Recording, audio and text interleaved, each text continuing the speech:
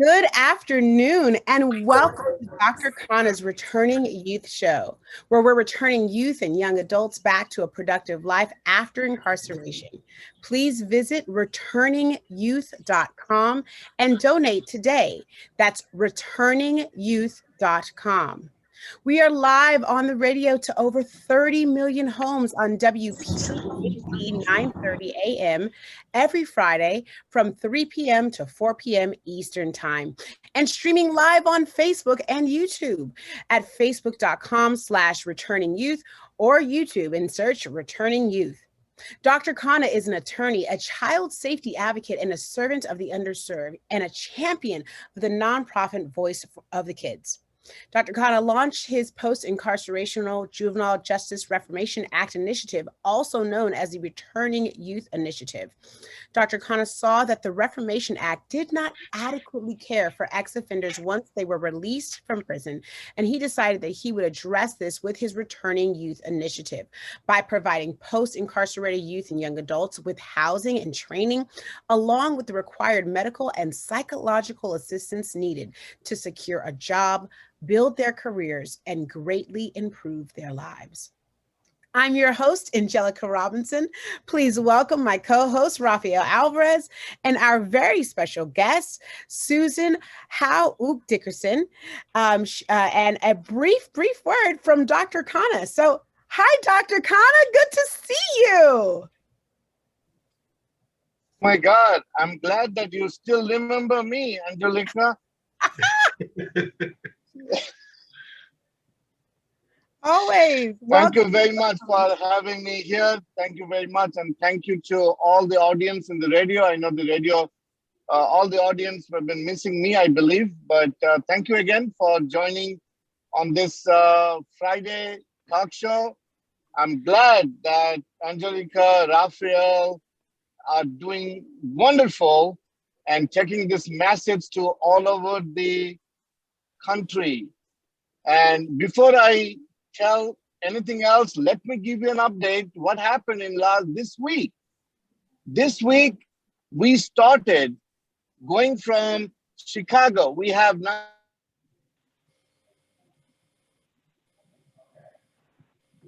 Chicago, and we are in Gary, Indiana, the most famous place in this country. Gary, Indiana. We are in Gary. We're definitely having bad connection. We're having a bad connection. Yeah. I guess, Dr. Khan is driving and he going maybe through an area that doesn't have an antenna. Who is having Dr. Khan? Me? Dr. Khanna? Looks like we've lost Dr. Khanna momentarily. He's frozen a bit. So once we get him back, then we can get those updates. He was speaking briefly about Gary, Indiana, but once we get him back, we'll get those updates. Yeah, well, he joined us. I mean, it's very exciting what's really happening with the Returning Youth Initiative. Angelica, I mean, as you know, Dr. Khanna, he's becoming like a global trotter. I guess he's all over the country traveling, running from city to city, from state to state. I mean, he was making reference about what the initiative is doing in Chicago. I know we were in Las Vegas, we were in Oregon. We opened up a safe haven in Maryland, and now he was in Baltimore, I believe, yesterday. He was in Baltimore. Dr. Khanna? Can you hear me now? Yeah, we can hear you better. Go ahead. Tell us more about it. Go ahead.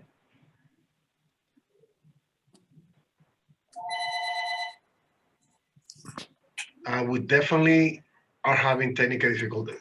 Angelica? Yeah, let's we'll reconnect with Dr. Khanna momentarily. Looks like we are having quite a bit of technical difficulties with him, but so we will get those updates in a little bit, and we'll find out all about what's going on across the nation, because the initiative is, of course, growing across the nation. He has been doing a lot of traveling and expanding the initiative within various states. And so we're really excited to get all of those updates. But since we can't do that right now, I would love to introduce our amazing guest, Susan, and get a little bit of her background. So Susan, hi, thank you so much for joining us today. And if you could share just a tiny bit about your background, a little bit of what we should know about you, the things that you've gone through. Give us a little bit of your background. So, hi, thank you for having me. I'm post-incarcerated. I got out of prison about 4 years ago, and with the help of Dr. Khanna and the Returning Youth Initiative, I'm able to join the entrepreneurship program and open a Marvel Vision Center here in Hamilton, Montana. And we're hiring post-incarcerated individuals to come and work for us. And it wouldn't have been possible unless the initiative would have put forth the effort in helping me. So I'm super thankful. That is extraordinary, Susan. Now, I also see a little bit about, like, you're on the Montana board for the Returning Youth Initiative, yes? I am. I'm on the board of directors. So there's a lot of exciting things that are going on here. And, you know, we're getting out in the community and getting the word spread. And, you know, we're getting a great amount of support from the community right now. Awesome. And that is where the first Safe Haven Community Center opened up, when that was back in April of this year. Is that correct? That is, yeah. Fantastic. And you had mentioned the Marvel Vision Center. Can you tell us a little bit about that and what you do there? So I'm a licensed optician with the American Board of Opticianry. And when I was in prison, I got the opportunity to take courses through Portland Community College, where I learned and was certified as a certified para-optometric. And when I was released from prison, I was able to acquire a job within the optometry field within the first 30 days. And, you know, it was a super blessing that I was able to acquire those. And I just want to be able to give back to others. And I think that by opening up this vision center with the initiative and Dr. Khanna and them approaching me, that this is helpful. We've already hired 2 post-incarcerated individuals that'll start working, and they'll start training next week. Yeah, I was going to add, you know, I was going to mention the fact that one of the programs that the Returning Youth Initiative has is that entrepreneurship opportunity program that allows to really create and generate jobs opportunity, and at the same time using those businesses to provide a job opportunity to the post-incarcerated people. So what's happening in Montana is really unique, Angelica, because, you know, it is an involvement of the community. The whole community have embraced the Returning Youth Organization in a way that, in reality, this whole new business venture, if you were going to call it, because it's a venture in which involve community people, right? There are a lot of other partners within that business that is being created in Montana as part of the Returning Youth Program to help post-incarcerated people. So I hear, and correct me if I'm wrong, Susan, I hear that they were like an open partnership opportunity was open with community members, in which many of them became a partner by just investing $1,000. Is that true? Yes, we've had several community members that have donated anywhere invested, not donated. They've invested between $1,000 and $10,000, $11,000 just in the startup, because they believe in the program and they believe getting people back to work, and they believe that Dr. Khanna and the initiative's really here to help, which it is. Yeah. That is a terrific way. I mean, if we're going to talk about entrepreneurship, I mean, what a better way to do it? I mean, to start with the right foot. So I'm glad that you are heading this program. I mean, and we see that this is the first one of many, because what we're doing is replicating this business model and opening up across the nation. So what's happening in Montana is really setting up, laying out the ground for future, entrepreneurship program that we're going to be establishing in many different cities or in many different counties throughout the nation. Angelica? Yeah, and I think that Susan's optometry program or company is actually one of the very first partnered companies with Returning Youth Career and Entrepreneurial Program. It's one of the first ones, right, Rafael? Actually, if you don't mind, I just happened to be visiting one of those locations. I was when we went to open up that safe haven in Maryland. We made a stop at a location that is in Delaware. As a matter of fact, it's in Delaware or Pennsylvania. I think it's in Pennsylvania. It's in PA, and it's a Marvel Vision Center. As a matter of fact, look what I have, so you can see that I believe in the product. I happened to purchase these beautiful sunglasses at the at the Marvel Vision Center in PA. And basically what they're doing is replicating that business model in Montana, right? I mean, it's a beautiful laid out office. People can get their eyes being checked out by a doctor, an optometrist, and be able to get some prescribed lenses over there. At the same time, if you're just looking like me, I just happened to be there. I saw these sunglasses. I said, you know what? I like this. Let me just invest back into our own business entrepreneurship. I love it. How's that, Susan? It's great. I love it. I mean, those are some fly shades, and I mean, hey, I'm a Southern Californianer. I need shades in every color because it's just the sun gets real bright out here, but also I also need them to see. So there's that. And then tell me about, are you also working with the 1342 Bistro coffee shop that's opening up next month, or next week, I guess, in August?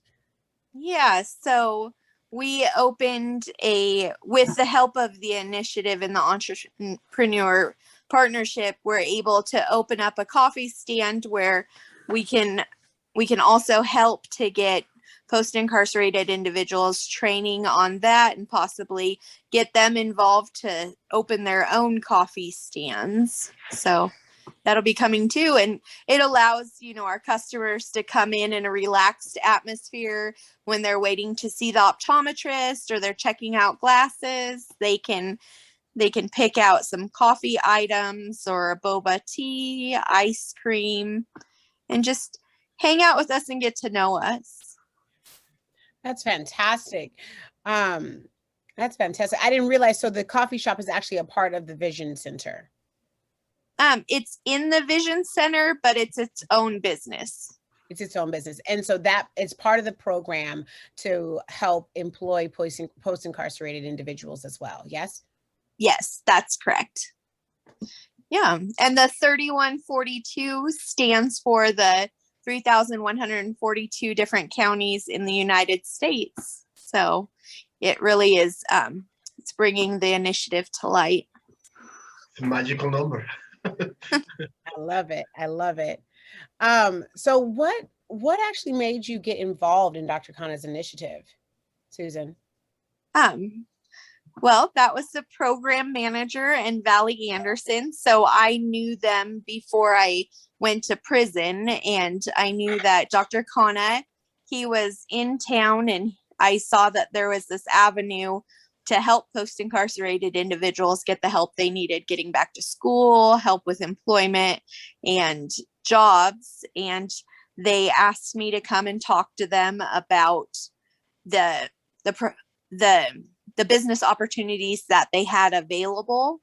And after I sat down with them and was able to see that this isn't only going to help the initiative, it's going to help other post-incarcerated individuals that are members of Safe Haven. And, it'll really just keep our money here at home so that we can expand within our community and then as well as with the initiative. So I think that it's super important that we have these avenues for post-incarcerated individuals, because let's be honest, in Hamilton, they don't really give you an opportunity to rent or to get a job, or, well, at least a job that you'll be able to be self-sufficient with. And the program really creates the avenues that'll allow people to be self-sufficient. I have a question, if you don't mind, Susan. How tough was it to be in jail? I know that, I mean, it's not easy situation to be in it, but do you still connected with some of those post-incarcerated people? I mean, do you see the value that this initiative now is bringing by connecting? I guess you will be a voice technically to this program and be able to connect now to a lot of those post-incarcerated people. How was that? How was that experience for you? I mean, is this something that we can, I guess, turn the life around of some of these people? What do you think? Yeah, absolutely. You know, being in prison was probably one of the hardest experiences that I had to go through in my entire life. And my youngest daughter was 7.5 weeks old when I went and turned myself in, and she's now going on 10. And I have 5 kids that luckily my husband and my mother were there and they were supportive, and we had Carrie and we had Valley, and so we had that support system. But most of the people that are in there, they don't have that support system, and they don't have somebody to tell you, hey, if you're going to do something good, we can help you to achieve your dreams and your goals, because that just isn't a program that was available. Now with the Returning Youth Initiative and Dr. Khanna, this is totally something that's possible, but it wasn't an avenue that was possible before. And you find yourself, yes, going through these programs and going through the schooling, but it doesn't teach you the life skills that you need. It doesn't teach you how to start your own business or the challenges that you're going to face. And honestly, I do have contact with some of the people that I was in prison with. The 2 people that we hired for the store here at Marvel Vision, they're post-incarcerated out of Oregon. So I met them in the Oregon prison system because somehow or another they ended up back in Oregon in prison, but they live here, and this is where their family is, and this is where they're established. And then when we went down to Las Vegas, we met with another post-incarcerated individual that met with Dr. Khanna and really loves his program and wants to get involved. And she's also an optician, and she's super excited about the opportunities to grow. And most of the people that I have a contact with, they want to do better and they want to be able to succeed, but you find that there's so many roadblocks in your way that people give up hope. And I've lost over 30 people in the past 4 years that have either been killed or killed themselves. And that doesn't mention, all the people that have gone back to prison because they didn't have somebody there for them. They didn't have a safe haven to go to. They didn't have the resources to find a job or find medical help. One of the big things about the program, about the Dr. Khanna's initiative, is to help with stopping that recidivism rate, to help stop those that are subject to possibly going back to prison, right? And so I have a couple of questions for you, Susan. How long has it been since you've been post-incarcerated? 4 years. It's been 4 years. And on any of those years, were you on probation at any point, or did you have to deal with that also after being released? Yes. So I did 5.5 years day for day in prison. And then and there was no good time, no early out. I had to serve my entire sentence on a first offense. And when I got out, I was required to, when you come back to Montana, when you're in Oregon, you have to do an interstate compact. So not only does the state of Montana supervise you, the state of Oregon can revoke you at any moment and send you back to the state of Oregon to serve out my sentence, or to finish my probation and parole there. And then, you know, once I finished the 3 years, and you don't get time off for that, and I had to pay restitution, I had to pay court fees. You know, I'm still dealing with having to work on my credit because, you know, when you go to prison, you can't pay your bills. So that builds up, and, you know, all of those things that I've had to pay off or continue to pay. Most of it's all taken care of at this point, but yeah. So there You just wasn't came, a program like Dr. Khanna's initiative when you first were released. And so you didn't really have the resources that you felt people need when you were first released, right? Absolutely. No, those resources were not available whatsoever.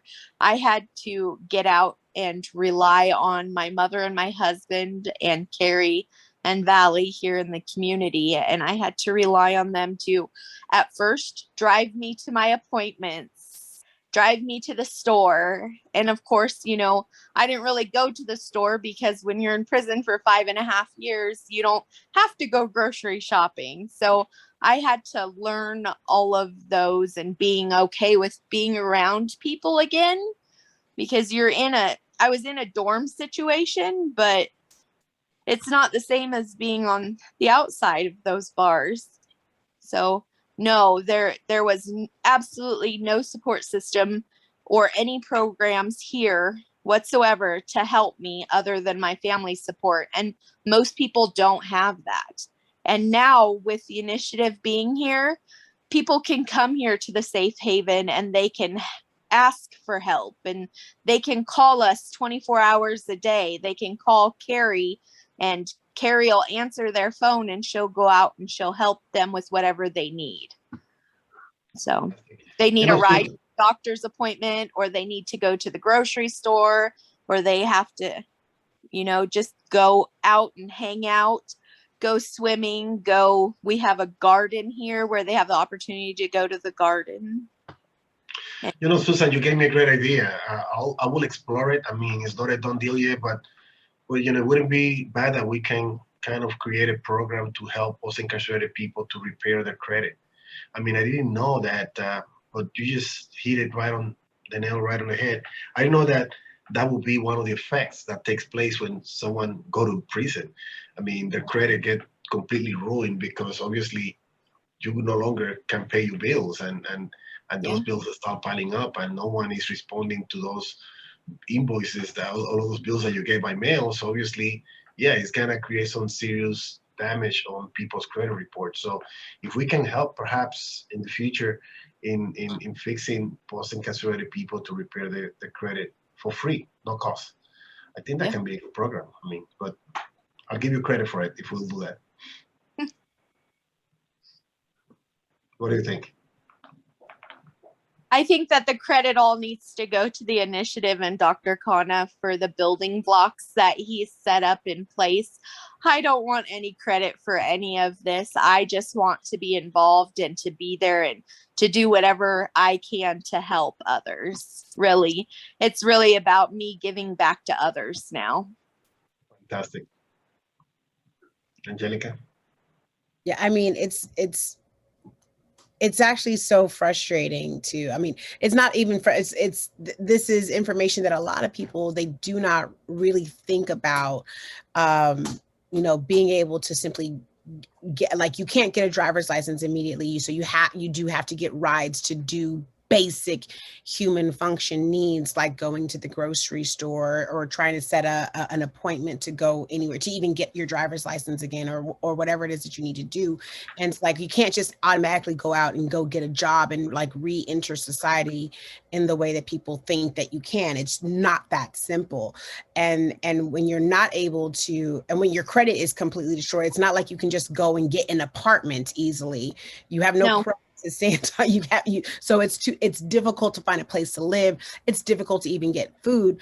And some folks, they don't even think about it. We're focusing on youth and young people, right? So a lot of these youth and young people, these are folks that may not have ever had experience in, like, knowing, this is going to sound so silly, but knowing how to go to the grocery store and shop, like knowing how to know if chicken's on sale for a good price, like not knowing those basic kinds of things when you're not looking at a weekly mailer for the grocery store. It seems so basic, it seems so simple, but if you are 12 years old or 13 years old when you're incarcerated and you don't get out until you're 24, these are basic life skills that you do not develop. And so now you're sent back off into a world and you're treated like an adult because your age says that you're an adult. And now you are expected to function completely on a high level without the skills necessary to do so. And so, can you talk to us about some of the impact or the hardest struggles that you had to experience since you did not have a program like Dr. Khanna's program?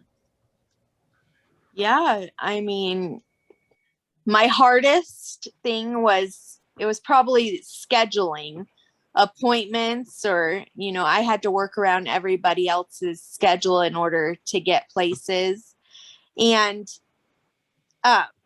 me being around crowds of people really bothers me still. And I'm not a touchy-feely person because, you have no physical contact whatsoever for 5.5 years. And just the simple things like somebody talking to you and wanting to have a conversation with you all the time, that's just, you have to relearn that. Or even giving somebody a hug, you have to relearn that. So those are probably the hardest things that I dealt with. Going to a grocery store, I'd break out in hives from stress. So it's interesting how, like, we're dealing with folks that have dealt with coronavirus and being put in their house for a year, and how some people, they feel like their rights have been, or privileges have been taken away because they had to stay in their homes. And it's nothing, absolutely nothing compared to being incarcerated. And nothing compared to being incarcerated and actually having your rights and your privileges completely taken away as a citizen, and then trying to actually get those rights restored. That's a whole other ordeal.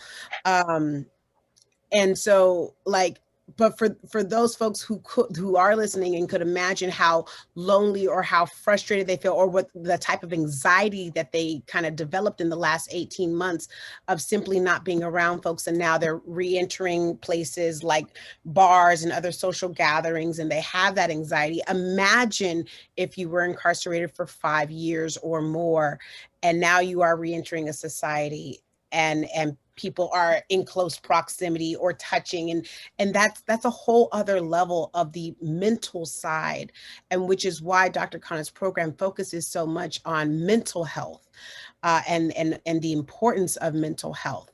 Could you talk to us a little bit about the importance of that mental health factor, and how Dr. Khanna's program is different that you've seen, and how it can really help to the betterment of post-incarcerated people's lives?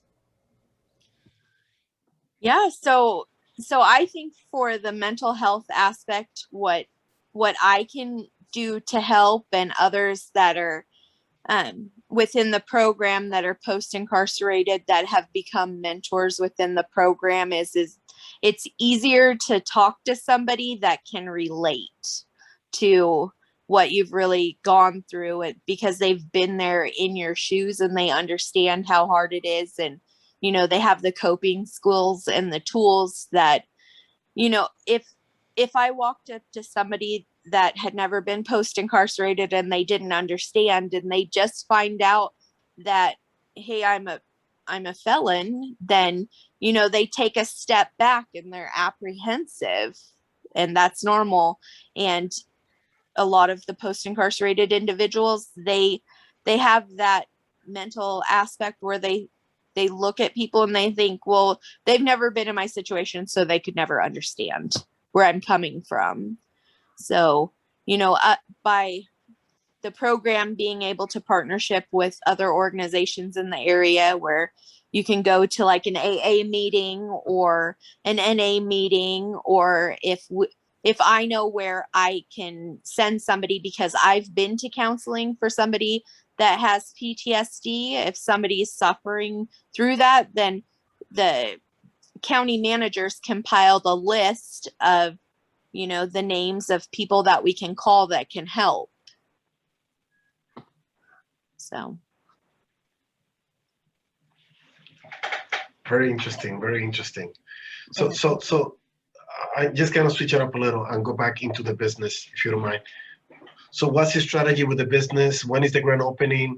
Where are you guys renovating the space? I saw a photo the other day of a sign that was being put up, coming soon, a coming soon type of signage. I mean, what's the strategy? Where is that at? So we should have the equipment all set in place, the flooring and the painting done by the 6th of August. And we're, you know, getting everybody in motion to where we're setting up the training programs so that we can get everybody trained on the software and the aspects of optics and optometry. And our grand opening is set for August 12th at 5:30. What day of the week is that? Maybe we should go over there. It's a Thursday. I was like, that's in 2 weeks, less than 2 weeks from today. Yeah, It is. So you guys already got permits and everything in place, and I'm assuming that on that day there will be a grand opening celebration, or what any festivity happening?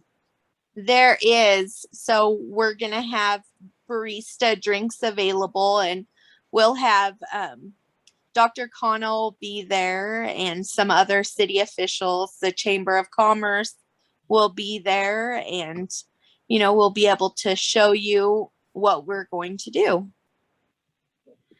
That's fantastic. I mean, there is not a better feeling being part of a grand opening, the excitement, the enthusiasm. I mean, to see this new baby being born, and now, you know, you guys will be nurturing that baby, and then you're gonna see that baby grow, and a year from now, 2 years, 5 years from now, you're gonna see how big that business is gonna be. It's exciting, and I'm telling you from personal experience. I've been all over the country opening up franchises, and there is nothing more exciting for me to be there the day of the grand opening of each location, because I know I've seen it before, and then after 3, 4, 5 years, 10 years later, when they see that we were able to have a prosperous business in that community, and we see that we are providing job opportunities, that we are paying taxes to the city, to the town, to the federal government, and contributing in a very positive way. I mean, it's really, really exciting what you guys are doing. So I'm gonna see if I can clean up my schedule. I'm a very, very busy guy, but I'll see if I can be there for the grand opening, definitely. That would be great. Yeah. Angelica? Oh no, I'm just listening. I'm just like, oh, that's exciting. That is exciting because Rafael knows his business. I mean, it's just I was gonna recommend maybe invite also the chambers, the local chambers of commerce. I don't know if you already contact them and be able to connect with them. I mean, we're chamber members already. Oh, there you go. Even better. So, you know, they had the system in place. That's what they do all the time, opening up businesses within the community. So that's a great group to connect with. And they know how to throw a party. They know how to do a ribbon cutting ceremony. And I don't know how big is Hamilton, Montana. And if you can invite some local elected officials, you know, the city, the mayor, or some elected officials, that also would be nice to have a nice, really way to kick off that grand opening. Absolutely. We'll be sending out the invitations and going and talking to them. Yeah, fantastic. So with 13 days to launch, I mean, what made you open up the Marvel Vision Center? What was that? What gave you that idea? What was like, hey, I can do this, I can run this business? Like, how did you get to there? So ever since I was in prison, and I totally fell in love with optics and the scientific aspect of it. You know, I worked in a clinic here, and, you know, I got the training and the certifications and the licensing and everything that, you know, I really needed in order to be able to do this. And, you know, Dr. Khanna. Did you do that while in prison? I did. I went to school for optics in prison. Yeah, the Oregon Department of Corrections has an eyeglass recycling program where they teach you to be a optician. They certify you as a certified para-optometric, and then you work in the eyeglass lab, and what you do is you make eyeglasses for other inmates in prison. Wow. And for the Lions Club, and it gets shipped all over the world. And so when I was in there, I was also a lab manager, and I was teaching, and then I taught coordinators that came in and taught them all about optics. And that's where I really fell into love with optics. And when we were sitting down and I was talking to Dr. Khanna, and he asked me what I did and what my interests were, and I'd just gotten off of work, was working all day in an optometry clinic, and I told him about the program and what I did in prison, and what I learned, and how when I got out, because they don't let you become a licensed optician in the prison anymore because it's all electronic, and they don't have somebody that can proctor that, and it isn't secure. So when you get out, you have to take your board certification with the American Board of Opticianry. So I got my license in that, and I thought, okay, well, I messed up and I did things that were wrong in my life, and irregardless of how I felt about it or how others felt about it, I really wanted to be able to give back to the community, but I didn't have that avenue or the means to be able to do that until I met Dr. Khanna and the Returning Youth Initiative, and I got involved in that on the board of directors and became a mentor. And this avenue opened up because of the initiative. Wow, that's awesome. And I think it's great. I'm going to be able to teach other people what I learned. That's extraordinary. If I were you, I would start writing a book or something like that on your story from, after being in prison, your experience there.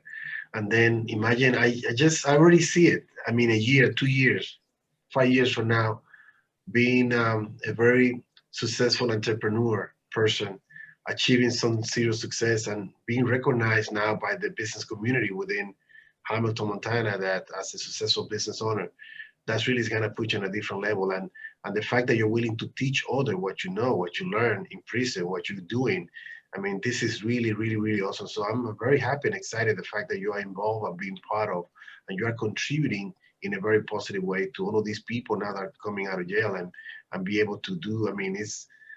This is amazing. I'm really proud of you. Really, really proud of you. Thank you. I second everything that Rafael just said, and seriously, you definitely should write your story and document that, and express your side, because it is an inspiration to others, for folks that may have messed up, and they recognize that they messed up, and they serve their time, and then they decided that they decide that they do want to give back, and that they do want to help people, and give the gift of sight, and help to build career, and to build the entrepreneur spirit, and to give folks hope in that way. It's a true inspiration story, so you should absolutely document that. Plus, you will become a great, spokesperson for the Returning Youth Initiative. I mean, you have a story to tell, and you have a great story. So it's just a matter of being able to package that story. And as the business keep growing and is able to take care of more clients and people within the Hamilton community, it would be nice if you have a book already written that you can really distribute it and give it to people as they get their eyeglasses done. Yeah, come and get your glasses done and you get a free book. I mean, that would be a great marketing tool, because you never know how many other people, you'll be surprised how many people you will be touching, how many other lives. I mean, somebody knows somebody that is in prison, somebody knows somebody that got out of jail and really needs some serious help. And you never know, it's just connecting the dots. That's really what we're trying to do here. I see Dr. Khanna now. I was like, speaking of glasses and seeing folks, we've got Dr. Khanna back. Welcome, Dr. Khanna. We're so glad to have you back. You were giving us some updates. Thank you very much. Well, this is the glasses we're talking about. I saw Rafael talking about glasses. I'm having Oh glasses. yeah. Oh yeah. You see, we all have glasses. Angelica, we need your glasses. Where is your glasses? Ah. We need Okay. your shade. Adam. No, Adam. no. Oh my God, look at that. Look at that. Everybody having glasses. So audience, those who are listening to this, please come and get glasses from Montana. We're opening up in Montana. Not only that, we are coming to your hometown too. Because you know what, Angelica, thank you very much for bringing Susan today in the live show. She is our role model. Okay, whatever she is doing, she is incredible. The passion she has means it is like, and more I know her, I see the more and more she gives. She has a tendency to give. Yes, everybody makes a mistake. Everybody does wrongdoings, and they have paid for it. By going to jail, they paid for it. But when they come out, they should be treated well. Okay, they should be treated well. So when, like I was hearing Susan talking about the story, how it started, when I heard this, I immediately said, you know what, Susan, you need to have your own entrepreneurship. You need to have your own business. And she said, no, I can't have it. I don't have a credit. I don't have I don't have money. I can't do it. I said, yes. You want to do it? She said, yes. Okay, you got it done. So we are getting it done, and we are doing it. So there is nobody can say no, they cannot do it. If they have an interest, they have a passion, they can do it. That is the reason why we are opening up. A lot of people think that we are crazy. We are opening up in all 3,142 counties. Well, no, we are coming to you because we don't want you to think that we are not there for you. We are there for you. You don't have to come to us. We will go to you so that you don't have an excuse not to succeed. We are going to you. So I really want to thank Susan today in this, wonderful. Please, anybody who wants to join this program, join this initiative. We are going. I was just telling before I got cut off. We are now, like last 2 weeks was incredible. Today we started a office in Baltimore. The mayor of Baltimore, the senator of Baltimore, all the city council people were there. They just came. They invited me. I flew in from Sacramento. Well, by the way, yesterday in Sacramento, California, we opened up an office in Sacramento, California. Okay, right before same week, we did in Chicago, in Gary, Indiana. We did it in Delaware, Wilmington last week. So, Angelica, you will be clapping 3,142 times. I am okay with that. I'm so okay with that. This is exciting. So exciting. No, I want you, Angelica, today, could you take the time and tell all the young people, those who are listening and will be listening, that this initiative, this Friday talk show is not for just a talk show. We walk. Tell them that. We are giving them the hope. That is what this program is all about. This is not about Dr. Khanna. This is not about Angelica. This is not about Rafael. This is all about Susan. And there are many Susans, many Sharons, many Mike, many Chris in this country. They are not getting this opportunity. We are coming to them. We are coming to them to give this opportunity. So could you please enlighten that? Because I'm not a speaker. People love you. People love to see you talk. Because you are the councilman, you are the councilwoman for a powerful city, Los Angeles. Come on. You are the magnet. I'm nobody. I'm just nobody. So please, I would love to Dr. Khanna. It's your initiative. You are the doctor. You are the doctor.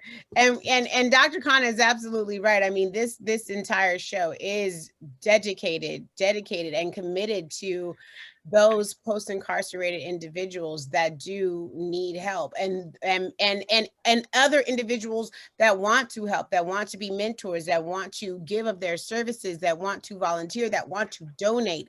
If you are interested in if you have any kind of heart and want to donate, if you want to donate your skills, your talents, your financial abilities, you can go and visit returningyouth.com.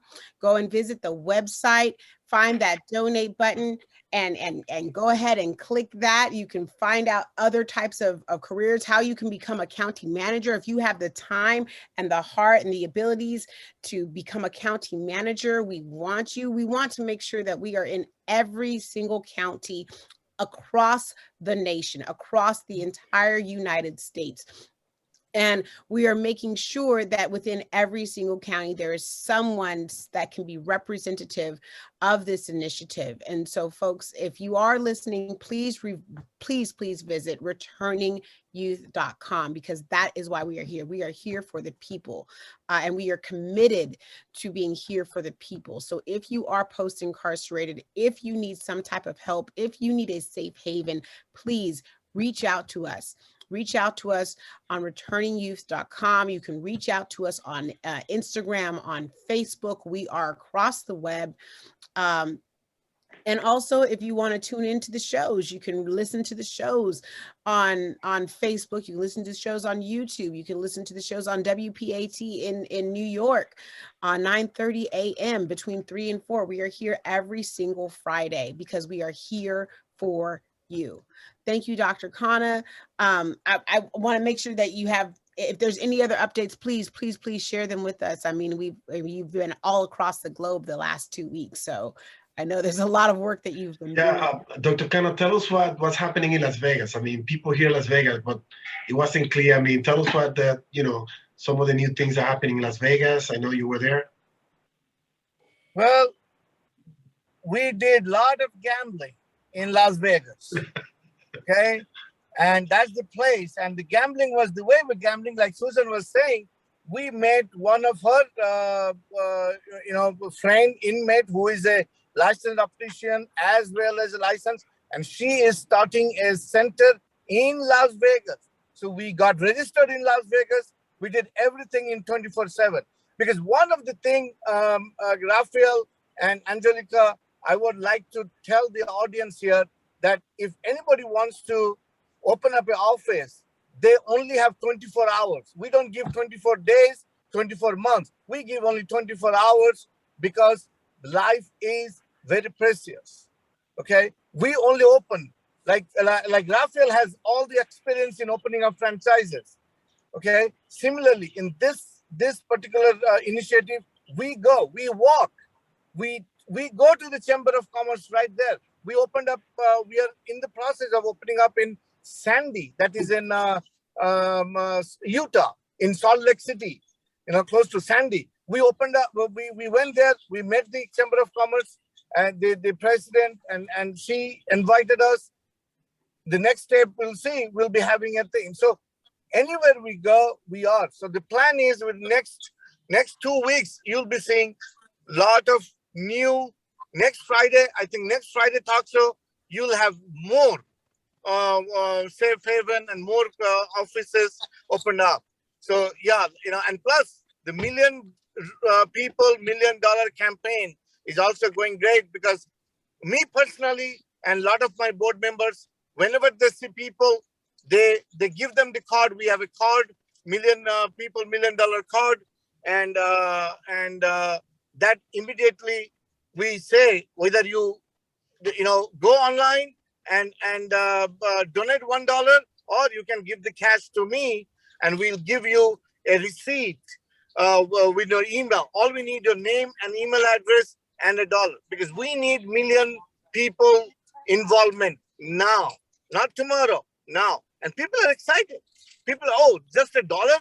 Yes, we can give it to you. So anybody, anywhere we're going, and we did that with the help of Susan in this trip. You're talking about Las Vegas. That's what we did. We had the news on that. We went, all the people, those who were gambling, we went on the street, in the midnight, Susan, myself, Valley, we went and we collected. People go for dancing, but we are going for giving this card for this initiative and collecting dollars. That's what we did. And also, I would like to disclose this with the permission of Susan and the county manager, Kerry. Both of them, they gambled, they own, and they donated 50% of that to the initiative. And it was a lot of money. It was $400. They gave it to the initiative. Wow. That's amazing. That's what happened in Las Vegas. And we say, whatever happens in Las Vegas stays in Las Vegas. But no, this time, whatever happened in Las Vegas, we took it to everywhere. I love that, Dr. Khanna. I love it. I love it. Because we are here to expand the initiative. That is what we are here for. We are trying to get to all 3,000 counties. And so, spread it out. Very, very interesting what's happening, going back to Montana. I mean, people don't realize that what we're doing is, I guess, creating like a domino effect in a way, because now here we have Susan now joining this new venture in which now she's becoming an entrepreneur, and they will be providing services to the community. And at the same time, there will be new post-incarcerated people. How many you said, Susan, that you guys are providing jobs opportunity? 2. 2. So I'm assuming that these are people that maybe they have no idea about the skills of, I guess, the way the business is being run, but they'll be able to learn it. They'll be trained, they'll be able to learn it, and then most likely in the future, then the business can expand and set up other locations within the Hamilton, Montana, I guess, area, or another, near town, and establish another location that they might be running or they might be owning. Isn't that really interesting? That is the power. That is the power of what we're building. Giving opportunities and empowering these post-incarcerated young adults so they can really, have jobs opportunity and become entrepreneur, have been their own boss. I mean, there is nothing that sounds so powerful. Yes, I am my own boss. Isn't that what you're gonna be saying, Susan, from now on? I am my own boss. I'm the boss. I'm the CEO. I'm running the show. Yeah.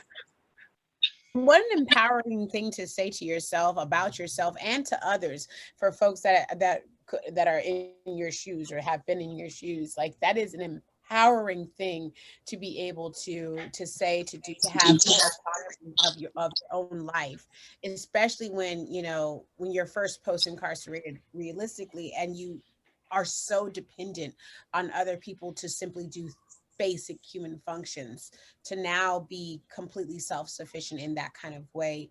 What kind of insight or words of wisdom would you give to those who are just now recently getting out of jail, being post-incarcerated individuals, and are now kind of re-entering society? What advice would you give to them?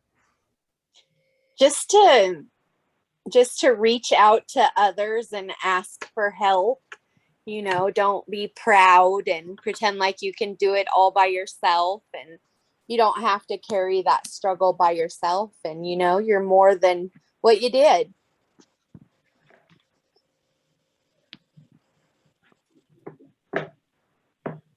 That's great.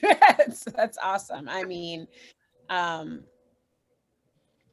think that the lesson of being more than just a singular action or a couple of actions, and knowing that there is absolutely more to life and more to living and more to your own personal story than something that happened when you were a youth or a young person, and to not to focus on just that one action of the past. What are some of the next steps for you, Susan? Outside of starting this new Marvel Vision Center, what are some of the goals that you have for the center? What are some of the goals that you have for the coffee shop? What are your dreams and your aspirations to see how you can expand and thrive in the next, say, 5 years? Well, I would really like to be able to expand, but I'd like to just focus on this right now in the here and now and just make sure that I can give my full attention to the initiative and the business. And, Dr. Khanna, I really want to focus on that so I'm successful and I know what building blocks I need in order to expand.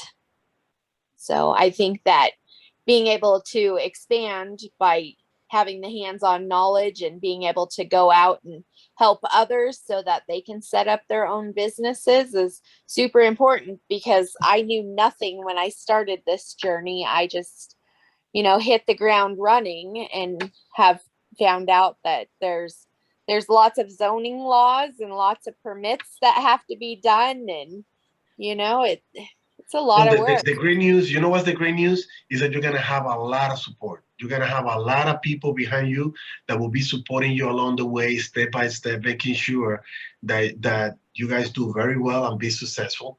You don't have to worry. I mean, how can I say? You don't have to reinvent the wheel. The wheel has been invented already. Those guys at Marble Vision, they know exactly how to do it.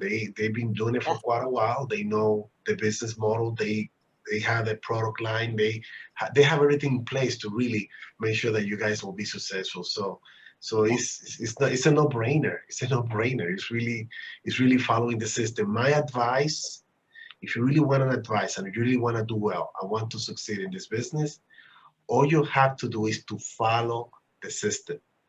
Follow the system and ask questions, as many questions as possible. If you follow the system, it's gonna take you, you'll be able to do better and be able to get to a break-even point, meaning a point when you are recuperating the investment as soon as possible. So just follow those guys, just follow the system and ask as many questions. That's the only advice that I can give you so you can get there as soon as possible.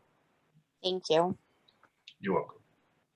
Are there any words of insight or wisdom or just advice that you want to give to our listeners, those that may still be incarcerated right now? Anything else that you want to say to our listeners? Just to remind them to, really focus on yourself and take the time to learn as much as possible while you're in there, and, look for, they have, where they can tell you where you can go to find the resources, like the Returning Youth Initiative. Right now, we here in Hamilton, we've set it up to where we're getting ready to potentially be able to go into the jails and talk with the inmates that are in there and bring information to them, and that'll help with building blocks for when they get out. Excellent. Thank you so much, Susan. We are so grateful for you. And thank you everyone for listening in today on WPAT 9:30 a.m. in New York City.